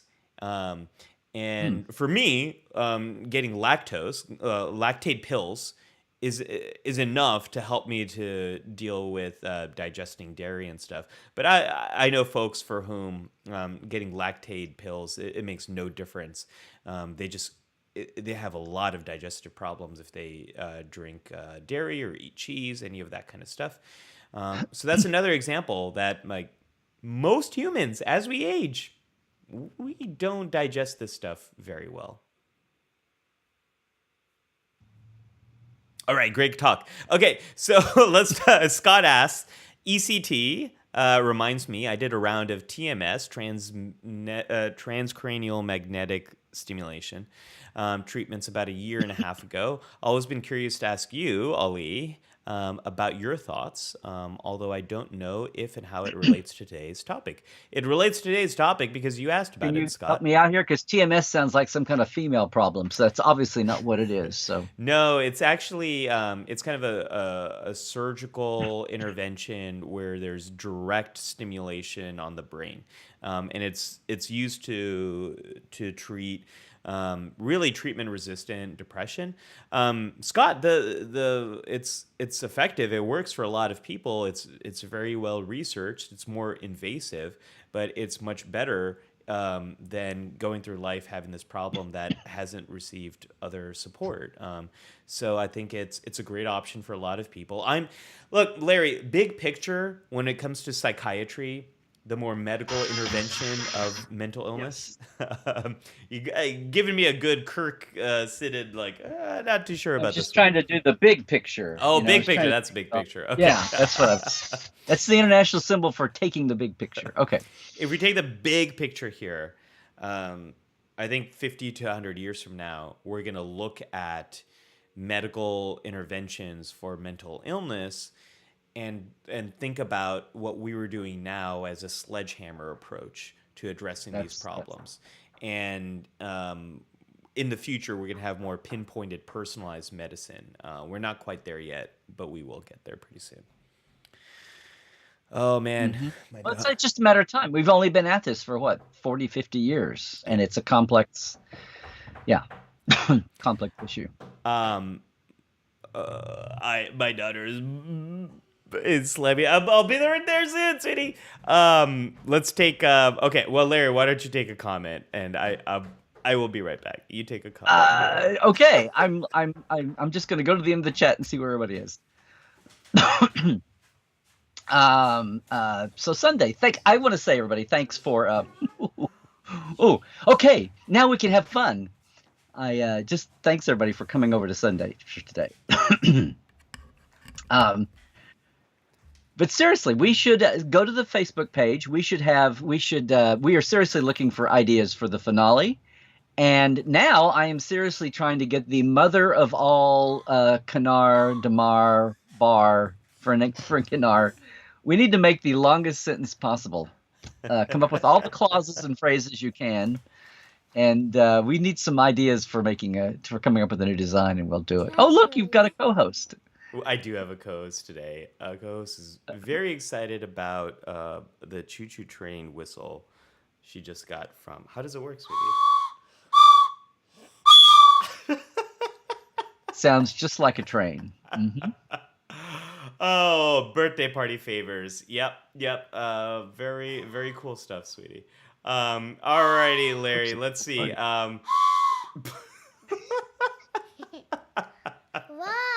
That's a cool sound. That's all I'm saying. We've never had the whistle to a close as near the end. Coming from the horse. Yeah, I know it is. There's a choo-choo train right here. Okay, so Melanie has a comment here at 1409. There's a game based on whatever meds you take. The trade name is the planet name you're from, and the generic name is the star system. Example, I like Planet Prozac in the fluoxetine system. Yeah. Okay, with that, Larry, we are at the end of the show over here. The end of our rope. Yes. I feel like she's trying to play me off like the Academy Awards I think here. so. That's what I was just thinking. Get out. You guys see, I've had out my granddaughter in lymphosis. I haven't had her as a live host do that. Larry, where can we find more from Trekland this week? You can look at Larry Nemecek on Twitter. That's gotten active, but of course everything is at LarryNemecek.com. Larry Nemecek's Trekland is the Facebook and the YouTube and Instagram. Some cool stuff on Instagram. And everybody like and subscribe to YouTube, please. Yeah. I mean, I'm not one to toot my own horn, but there you go. Go check out the Psych Show. Check out the most recent episode on Are There Plastics in Your Brain? I think if you like some of our discussion, you might enjoy that episode. I had no idea. That was your latest Psych Show. No, I mean latest it was like 3 months ago, but yeah. And Charlotte says super jealous of that French braid. I did not make it. My wife is very good at braiding. I just do. Do you like ponytails. it? I didn't think it was showing. Oh. But thanks, Charlotte. We've got 2 more episodes in our weekly show format. Next week we are back talking Star Trek Picard. There's a lot to talk about. I'm very excited. Mm-hmm. I haven't seen the second episode, but I know things really pick up. And it's gonna go right in the ear, of course. Larry, until next week, I hope everyone keeps trekking on. And as always, Larry, live long and prosper. Has the music been on this whole time? Yay. Trek well, everybody.